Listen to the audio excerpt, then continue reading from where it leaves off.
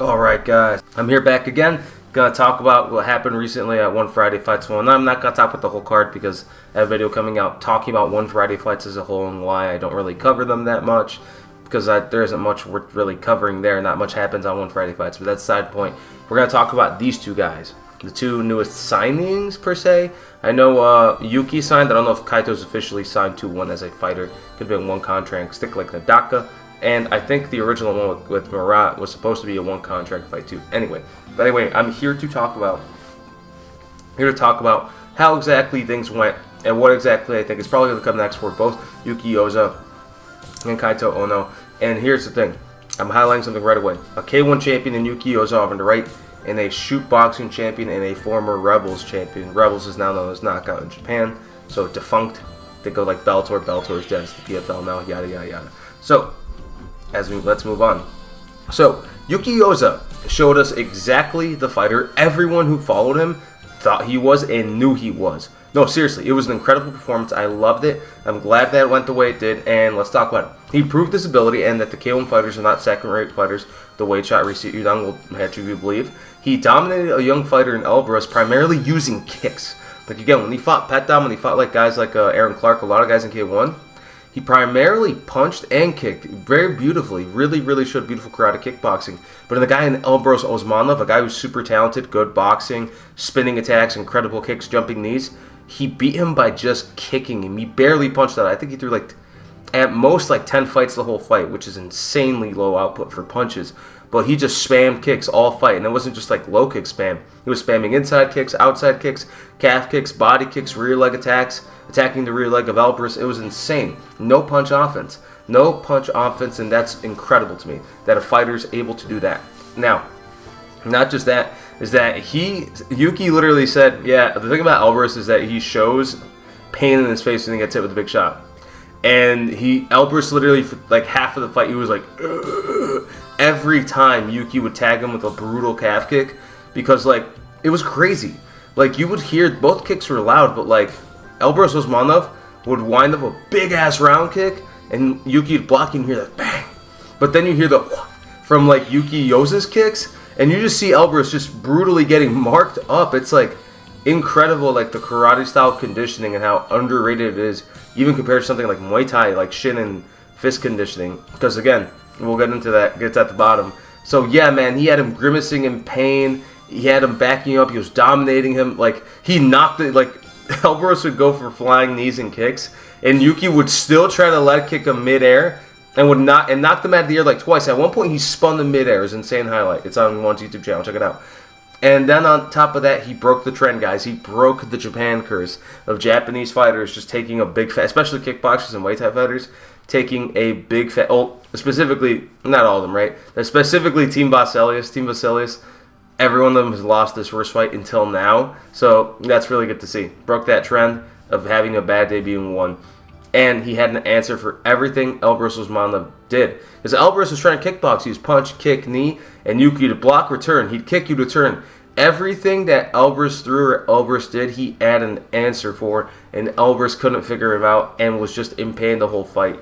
I think at a certain point he not accepted defeat, tried to fight his heart out, but he knew deep down, damn, I cannot beat this guy. Incredible performance. Dominated a guy that was undefeated and won championship and showed out, man. He showed us who he was, man. He next up. Yuki Yoza next up, man. He beat Quickly, man. I think he beat Quickly, man. But anyway, sorry, enough of my code switching there. He should fight a top 5 guy for sure. Either Ilias Inahachi or Pechanong, I think, are pretty good fights for him because those are tougher fights, more footwork-oriented fights, and I think some fights like that, should he win against either of those guys, I don't think he should fight Weiri. Weiri's fighting coming off a loss. I think Weiri should probably fight Superlek or just someone else maybe, or Elbrus too, so it doesn't matter, there are guys outside.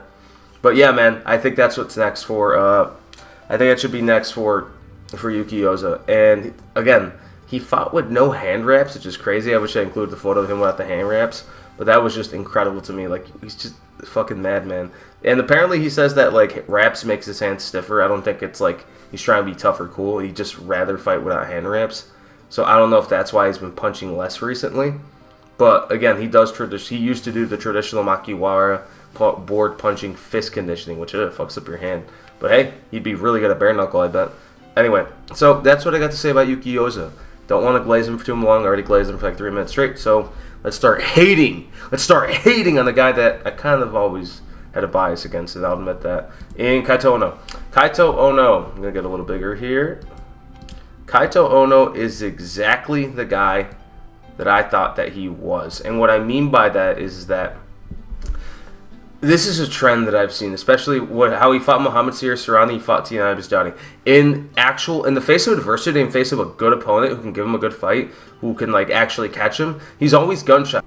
In the face of adversity, he just always falters. He literally always falters, and that's the thing that I've always had a criticism of him. He's a guy who's purely a true, like literally, the guys that shot Receipt Yudong thinks the K1 guys are, Kaito Ono is that guy. He is that guy, and he fucking proved it. So again, like I said, he's content with being outworked by his opponents. Mohammad Siasarani is doubling his output, and I'm sure Kaito Ono had more power than Mohammad Siasarani, because guess what? When Kaito Ono started throwing punches and kicks in the third round, he was winning. He won that round clearly, but guess what though? Too little, too fucking late. You lose the fight because the guy outworked you. Again, those Team Medizatu guys, they know how to win. If they're not gifted, they know how to win. Elbrus Osmanov, all those guys, they have winning strategies. You truly have to beat them every which way and outwork them if you want to win against Team Medizatu guys. You really do. And guess what, though? Kaito is just not that guy. He is not that guy, which is a shame because he has good boxing ability, but he's too dependent on it when he's confident. Like, he doesn't box when he's not confident, which is dumb. It's kickboxing. Offense is more than that. You can kick, you can punch, you can do all these things. You can knee. He has okay knees. When you don't do anything and you just wait on the guy, and all you can do is jab him at distance and not kick, you're letting him outwork you, and that's absolutely terrible. And this, in retrospect, is bad performance by him. Like, again, lukewarm, gun-shy, very typical of that one Japanese guy debuting in one. It's one of those things where it's like, what are you doing? Like, you're making Japan look bad, you're making kickboxing look bad, you're making J kickboxing look bad. And again, that's the thing I put at the end, is would likely have been knocked out by Murat Grigorian. So the pull-out was smart. When he pulled out of Murat's fight by, like, again, Murat was only, like, a really minute fraction of a thing, a goal, it was his right to. He wasn't in the wrong for pulling out. It was smart, though, because I firmly believe if he fought Murat would have fucking slumped him. Because Murat is a former Glory champion. He's fought, like, twice now for one titles. He's given Superman good fights. As a knockout artist, he would have and he is not afraid to throw down. Literally, Superman, all these guys, Chingiz. Like, literally, Superman and Chingiz, right? Two guys have good power. Like, Superman, incredible kicks. He was blocking them all and trying to throw at Superman. He was chasing down Chingiz Alazov, who has good power and punches and kicks. He's not afraid to throw down. So he would have absolutely obliterated Kaito Ono. So that was a smart move. But in retrospect, it shows that he's just not on that level. And again, like that fight with Tiana Bisjani, again, when he found out he wasn't on the level, he just cruise control, tried to calf kick Tiana, and Tiana just teed off of him at range because Kaito was not looking for a reason to win. He was not trying to win. He's like, all right, I'm still the champion in kickboxing. I'm still the man in Japan. Yeah, sure, but then you make the national sport look bad, and you're a bad representative for it on the true world stage, not just fucking shoot boxing. Oh wow, I'm beating David Kiria and Pechmorikat in my sport in my country. Two washed guys, two old guys. Like, again, Pechmorikat's a good fighter. But in Muay Thai, don't forget that guy's a Muay Thai fighter. David Kiria's been washed. Yeah, before used to be a good fighter, but he's been on the bad end of a bunch of beatdowns now. So, no, I don't think he gets a lot of credit for those wins. That's the side point. Now, part two for why Kaito Ono is exactly the fighter I know he is his most notable wins were in Masaki Inoiri. Great fight, though. But when was this fight? It was way back in the match. Way back like in 2021, 2022. And now Masaki Inoiri is a totally different fighter. He fought totally differently back then. He would do these weird kicks, and like he was still decent. But it's one of those things where it's like styles made fights at that time. He had the right style to beat Masaki's like gimpy kind of shitty style where like the kicks were weird. He wouldn't box as much, he wouldn't knee as much. He's a totally transformed fighter. And again, that fight with Tamachai proves it. The calf kicks, the improved boxing, the stalking, the left hand strikes. Totally different fighter than when we faced him at the match at the undercard attention in Takeru. And again, good win. I'm not taking that away from him, but that's like his only good legitimate win in my opinion of a prime fighter.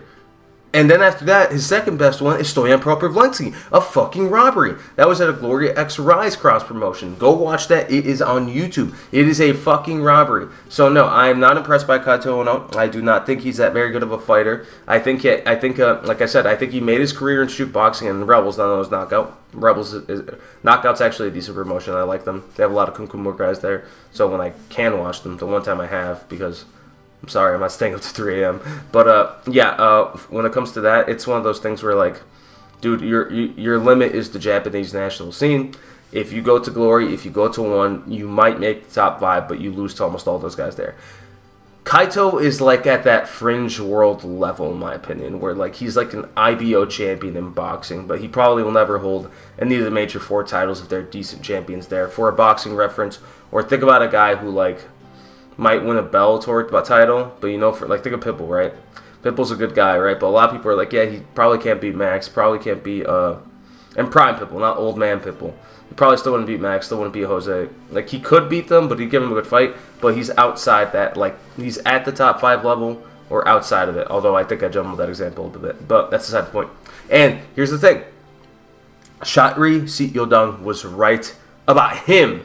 He was right about him. When he insulted him in shoot boxing, although it was wrong of him to insult shoot boxing, he was right about Kaito Ono. He was like, yeah, you should go fight in these smaller promotions. That's the level you seem to want to be at. And when this fight against Mohammad Siasarani, it just shows that it's kind of true. It's kind of true. The pullout, and now that how he performed against Siasarani, it shows that he's kind of true. He would have been washed by Kaito. Chatri was fucking right. He would not be a major player, and he would be at most right at the end of the top 5, like 8, 9, 10, maybe 7, 6. In Glory, probably would barely make top 5. In 1, if they gave him a fight, they'll probably give him to 1 just because of name value. And again, he loses to a top promotion everywhere. And I don't even think he'd be able to like make it in Rise. Although Rise doesn't have real upper weight classes, they're not very good. But like, they've gotten better now because they're fairly consistent cross promotion with Glory X Rise. He wouldn't cut it there either. He just wouldn't. He might win a Rise belt, but guess what though? It'd be seen as a secondary belt because everyone knows that the lightweight Glory belt and the lightweight 1 belts are the 2 biggest belts in kickboxing. And if you don't have those, you're going to be just a second tier champion compared to them. Still, it's good to be a world champion, but you're not the top champion. You don't have the big beautiful gold belts. You have the Rise belt, beautiful belt, good promotion, but they've run the lower weight classes. Same thing with 1. 1 is also at the low. 1 and Rise run the lower weight classes.